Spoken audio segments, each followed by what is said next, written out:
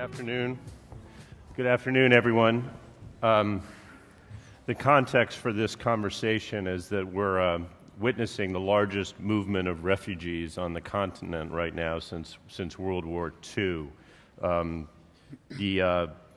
UN High Commissioner for Refugees estimates that nearly 500,000 refugees have arrived and migrants have arrived in Europe so far this year. We have one mayor who's on the front lines of this crisis, and one mayor who is far from the front lines but is trying hard to be part of a resolution, a European-wide resolution of it.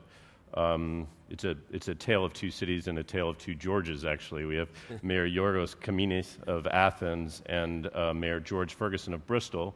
Both men are political independents, and just a word more about each of them. Mayor Kaminis is in his second term. Before that, he served as the ombudsman, the Greek ombudsman, and previously the deputy ombudsman specifically for human rights. He's also a professor of constitutional law and was in fact born in New York City, yes, where he lived his first few years. Mayor Ferguson is a past president of the Royal Institute of British Architects, and among many other projects and experiments in urban regeneration over the years, he started a brewery, I believe. And the red pants, the red trousers, I think, are a signature garment. Mayor Kaminis, if we could start with you. Greece has so far received about 250,000 refugees and migrants this year. The number coming from Turkey to the Greek islands this month has been reported to have risen to about 7,000 a day. And I wonder if you could just give us a snapshot of what is happening now on the ground in Athens. How many people a day are you receiving? Where are they living? Well, you know, this massive arrival, first of all, started late July, early August. And the country was not prepared to confront a situation of such a magnitude. So, first of all, they come from Turkey, they arrive from Turkey in the shores of our islands, and there they remained for some days, and then they started arriving massively to Athens. So during the first days, we had public parks and public squares occupied by those people who were living there in miserable conditions, together with their children, because we have to say that many of them are refugees. And we have to distinguish between migrants and refugees. Migrants normally that have arrived in Greece those last years are young people that come alone, and if they bring their families, they bring them afterwards. But refugees, they arrive with their families because they are persecuted by wars and things like that. So we had this situation in Athens, and we had to find a quick solution. So we prepared with the central government a refugee camp in Athens that works very well for the moment. And now the big challenge is to create other refugee camps in other cities of Greece and share the burden the same way. The European Union has to find a way to share the burden with Greece. The refugees and migrants began arriving as you were already coping with a years-long economic recession and the austerity package that Greece is now operating under. How did those two things intersect? I mean, how limited has your ability been to provide services to the immigrants that have been arriving? Well, for the time being, we have to give them, first aid, shelter. We have to protect those people, offer them food, a place to live. So that is not mainly a question of money. That's not a question of financial resources. It's a question of how the different parts of the administration, municipalities, central government, the region, are going to work harmoniously to achieve that. Now, the big challenges maybe come afterwards. Some of those people are going to stay in Greece anyway, I suppose. So the big challenge now is how we are going to integrate those people in the Greek society harmoniously, and how we are going to see the refugee problem not only as a factor of crisis and as a problem, but also as an opportunity. Those young people, many of them young people, come to Greece, come to Europe. Europe is a continent with old people living in it. So it's a source of, it's a new force coming, and we have to see it this way. I think the Germans, part of the German society and of the German political system, have realized that. And we have to see the problem from this point of view. Anyway,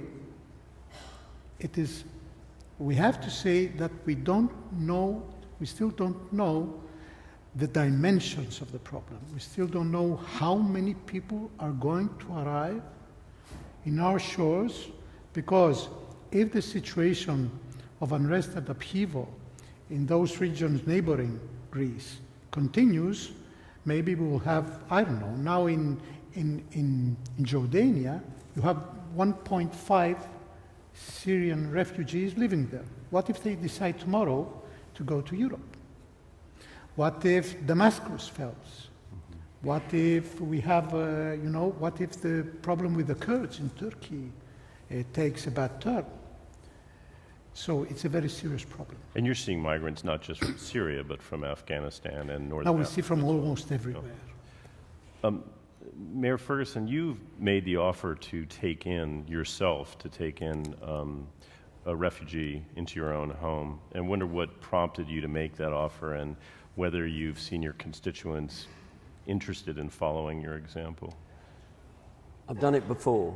In the early 70s, when Idi Amin chucked Asians out of Uganda, my wife and I and small child that we had at the time took in a family, and it was a great experience. And it absolutely benefited our city. That wave of refugees from Uganda became part of the economic engine of Bristol. And I think it was a good experience being able to give a step up to the people who arrived.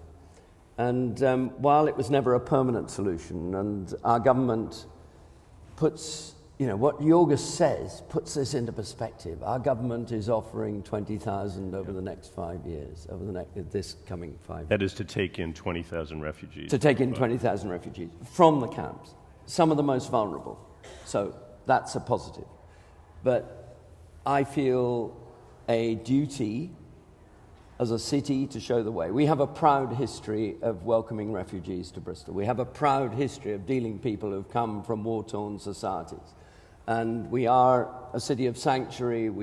Over the last 15 years, we've taken in 20, 30,000 from various parts of Africa, North Africa in particular, Somalia and Somaliland, huge numbers. And we've done it, I think, really well. Some people say Bristol is full, some people say Athens is full, but we can cope with these things. So while I think, what Giorgos has said is Europe should share. The definition of a good city is a generous city. We cannot be isolated as cities. We have made our wealth in Bristol by trading with the rest of the world. We have to play our part. I'm not saying that we have to play a part that is out of kilter with everybody else, but I want to lead the way in the UK for cities playing their part. These problems will be solved in the cities. They're not solved by nations, they're solved by communities. And I want Bristol to show a way as to how we can do this really decently.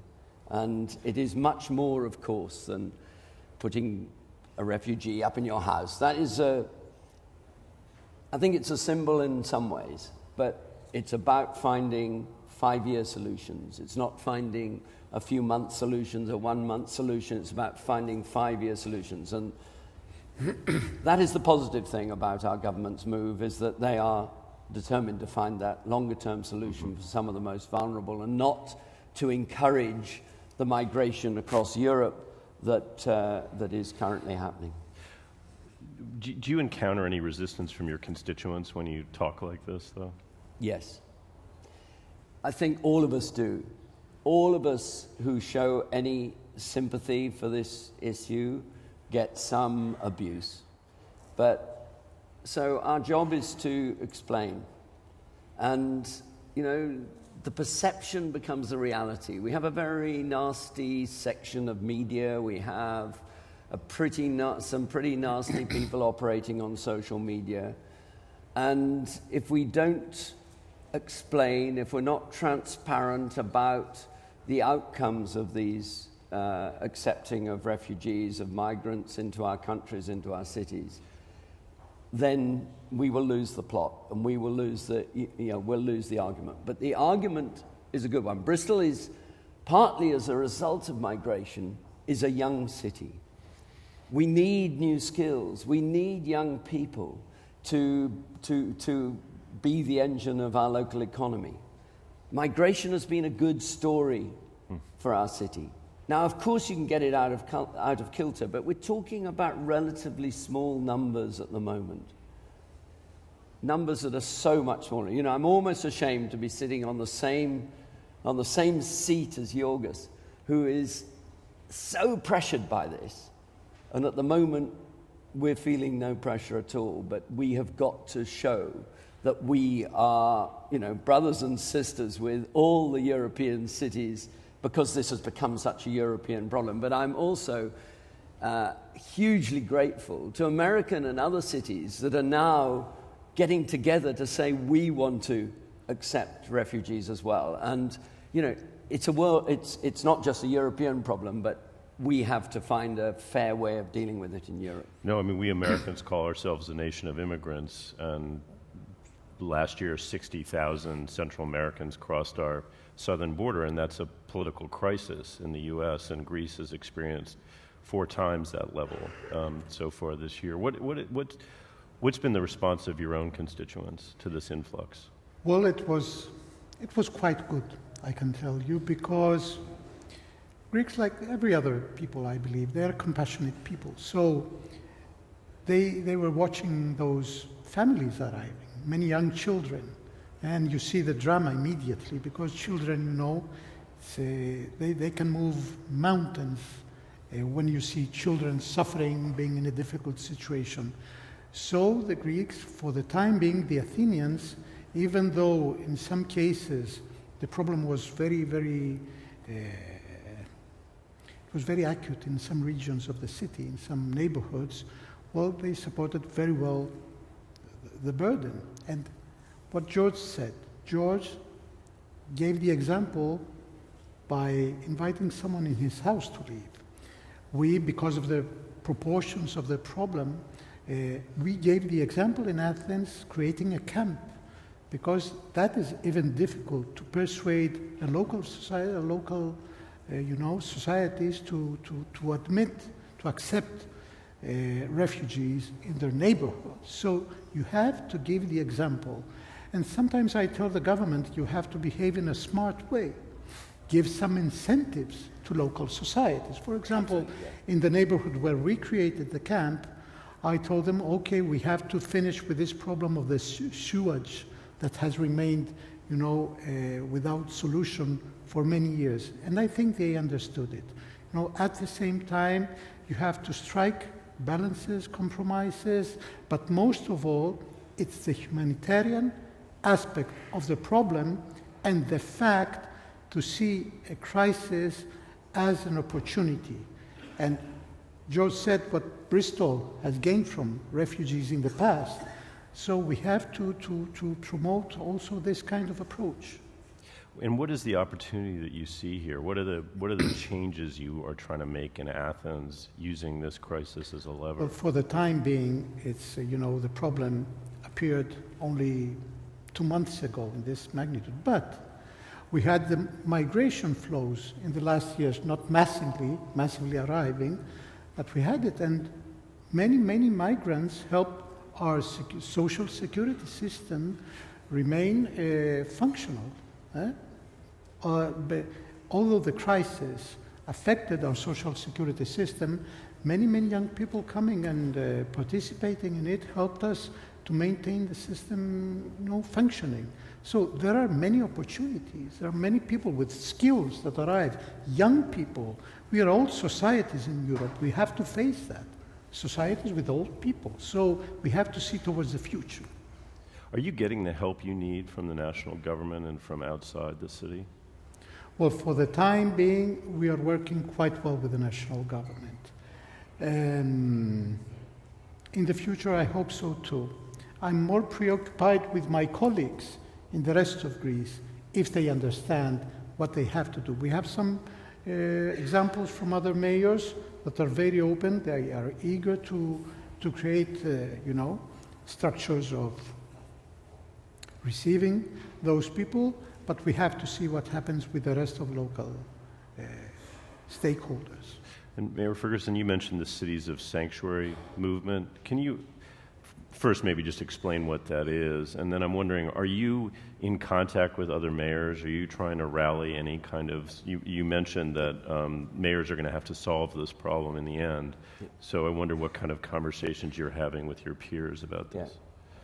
First of all, City of Sanctuary really came out of civil society and the faith groups and the church and others. And I think if there's an opportunity that comes out of this, is the way it rallies civil society in such an encouraging way, and the faith groups. The church has made a huge offer to our government to help release the pressure that this will bring. And I welcome that. Whatever your faith, it's great to have people who want to do things in the city. And yes, we are working with other cities. We have 10 core cities that are the major cities in the UK that are not London or Edinburgh, including Cardiff that's sitting over there.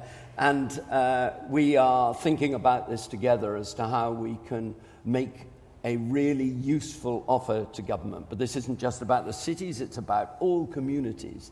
But it's something that we are getting together also via the Local Government Association, which represents all local government in the UK, to broker a deal with government as to how we can help and how much we can help and how much national funding can come to ensure that we have a sustainable solution to this.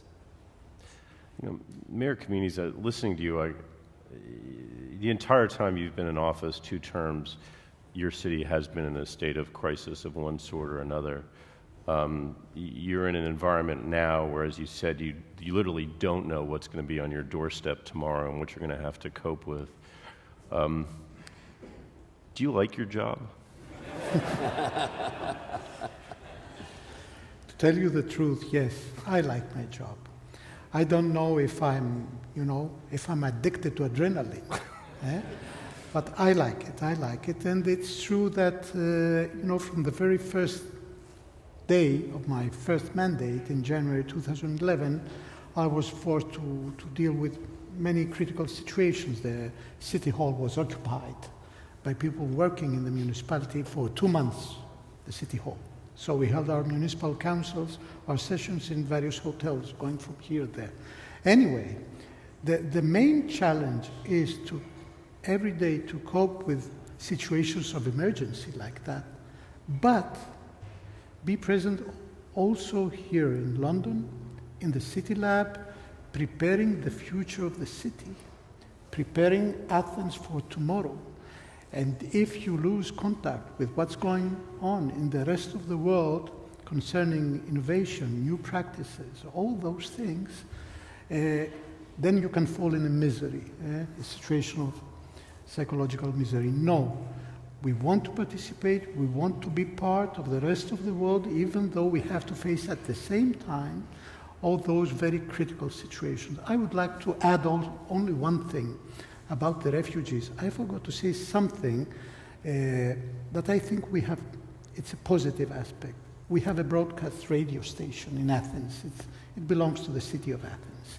And we started immediately broadcasting in Arab, giving information to those people, informing them what's going on, where they could find shelter, and what was the problem with the different, criminal networks, that smugglers, etc., how to avoid them. So you have to be creative, you have to think positive, especially in situations of crisis, and you always have to see crisis as the opportunity to innovate and move forward. Are you seeing a rise in crime in the city as a consequence of this? No, there's no rise in crime in the city. No, to tell you the truth, Athens had a very bad press during my first years because of the riots, violent demonstrations, etc., but that was till 2012. Now, for those last years, the situation in Athens is a normal situation, concerning violence and crime. And it's a very happy thing that we had, this last summer, a record in tourist arrival in Athens. We had a wonderful tourist season in Athens. And the life goes on in the city despite all this other... Yes, of course. People, as Scarlett O'Hara said in the last pages of Gone with the Wind, okay, tomorrow is another day.